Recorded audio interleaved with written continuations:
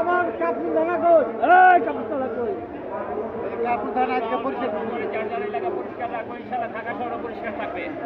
সাধারণ মানুষকে আপনারা কি বার্তা দিতে চাচ্ছেন? আমরা বার্তা দিতে চাই যে আমাদের বাংলাদেশটা শৃঙ্খল এবং নীতিশীল বাংলাদেশ থাক। আমি যেহেতু ফিনল্যান্ডের যাবৎ ছিলাম ইউরোপের একটা ভালো একটা দেশে, একদম সুন্দর একটা দেশে, আমি চাই যে কোন ধরনের একটা কালচার এখানে আসে পরিষ্কার পরিচ্ছন্ন। আমরা যদি সচেতন না হই তাহলে এটা সম্ভব না। সরকার